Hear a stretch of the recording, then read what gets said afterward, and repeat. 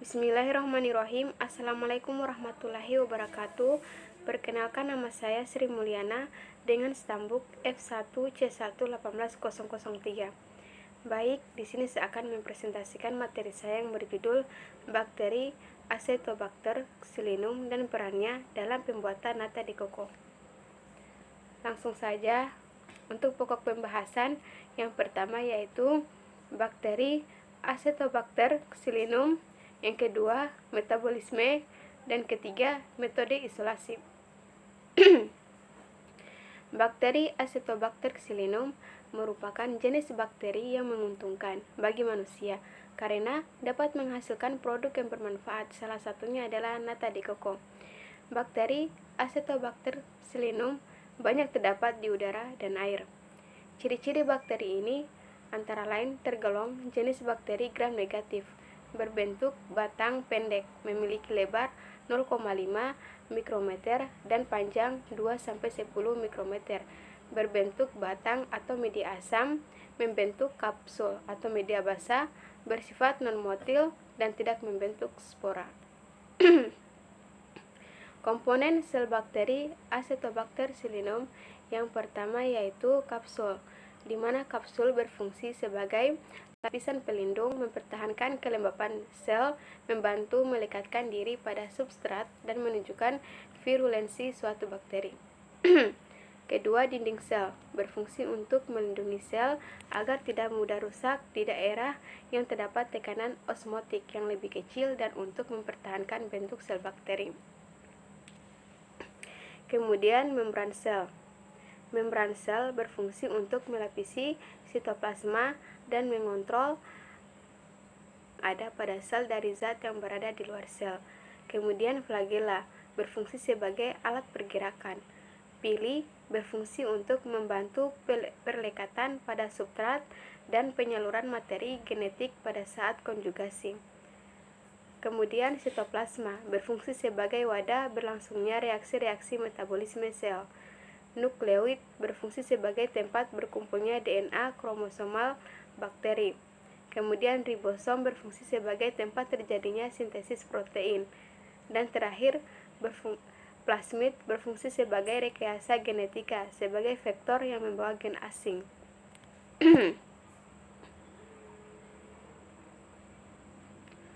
Golongan Acetobacter xylinum termasuk golongan prokaryotik karena Acetobacter xylinum termasuk kingdom Monera dan tidak memiliki membran inti sel. Perkembangbiakan Acetobacter xylinum berkembang biak secara aseksual melalui proses pembelahan sederhana yang disebut pembelahan biner melintang. Sel anakan hasil pembelahan ini akan membentuk satu koloni yang dapat dijadikan satu tanda pengenal untuk jenis bakteri.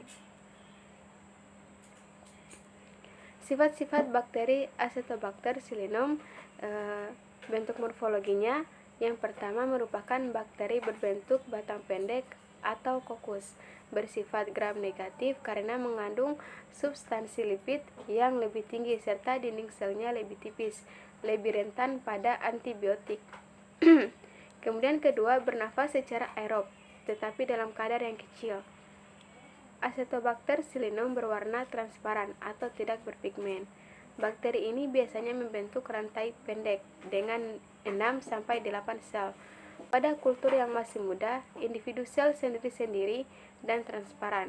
Pada koloni yang sudah tua, membentuk lapisan menyerupai gelatin yang kokoh menutupi sel koloninya. Daur siklus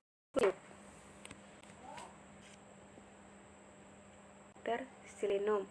Yang pertama, fase adaptasi. Fase adaptasi yaitu ketika Acetobacter xylinum dipindah ke suatu media baru, maka bakteri ini akan melakukan adaptasi terlebih dahulu pada lingkungannya. Fase adaptasi umumnya dicapai dari 0-24 jam sejak inokulasi. Kedua, fase pertumbuhan awal. Untuk fase pertumbuhan awal umumnya terjadi dalam beberapa jam saja, yang ditandai dengan adanya pembelahan sel berkecepatan rendah. Kemudian, fase pertumbuhan eksponensial. Untuk fase eksponensial ini, Acetobacter pseudomonas akan mengeluarkan sebanyak-banyaknya enzim ekstraseluler polimerase. Yang keempat, fase pertumbuhan yang lambat atau fase pertumbuhan diperlambat. Ketika nutrisi berkurang, maka fase pertumbuhan bakteri Acetobacter pseudomonas menjadi lambat. Kemudian, fase pertumbuhan yang tetap. Fase pertumbuhan tetap pada Acetobacter pseudomonas akan terjadi keseimbangan antara sel yang mati dan yang hidup. Kemudian, fase kematian. Terjadi fase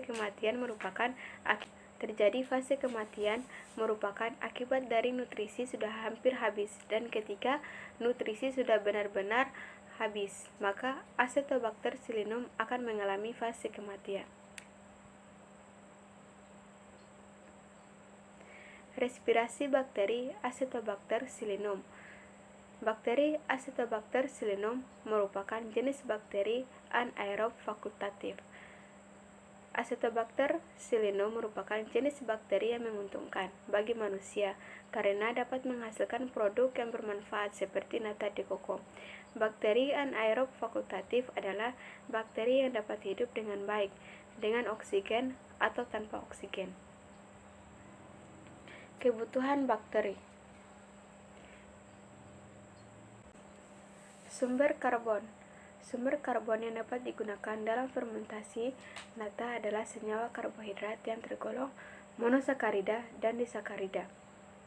Kemudian, sumber nitrogen. Sumber nitrogen bisa digunakan dari senyawa organik maupun anorganik. Bahan yang baik bagi pertumbuhan Acetobacter pseudomonas dan pembentukan nata adalah ekstrak tias dan kasein. Kemudian, tingkat keasaman pH.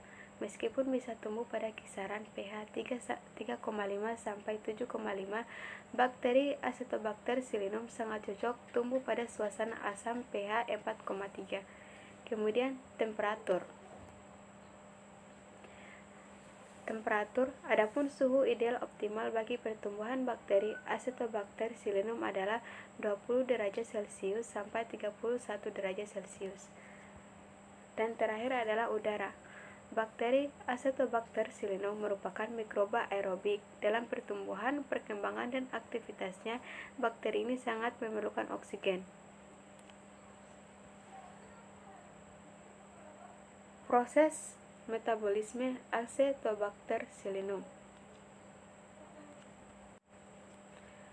Proses metabolisme Acetobacter pseudomonas. Pada proses metabolisme, selaput selulosa terbentuk oleh aktivitas Acetobacter pseudomonas terhadap glukosa. Karbohidrat dipecah menjadi glukosa. Selama proses metabolisme tersebut terjadi proses glikolisis. Selain metabolit sekunder, Acetobacter pseudomonas juga menghasilkan metabolit primer berupa asam asetat, air, dan energi. Glukosa inilah yang digunakan bakteri untuk menghasilkan selulosa. Metode isolasi Acetobacter pseudomonas. Air kelapa murni sebanyak 3 liter disaring terlebih dahulu untuk memisahkan kotoran dari serat kelapa.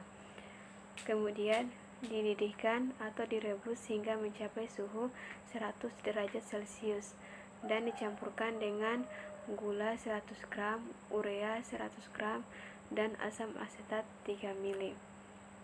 Setelah itu dituangkan ke wadah yang steril, kemudian ditutup dan didiamkan hingga dingin.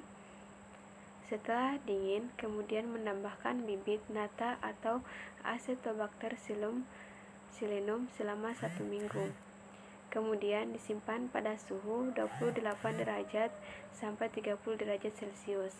Saat fermentasi inilah Acetobacter pseudomonas mengubah glukosa dalam air kelapa menjadi serat-serat yang disebut selulosa, yang pada akhirnya menjadi lapisan-lapisan nata de coco.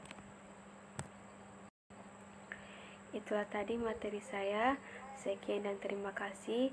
Wassalamualaikum warahmatullahi wabarakatuh.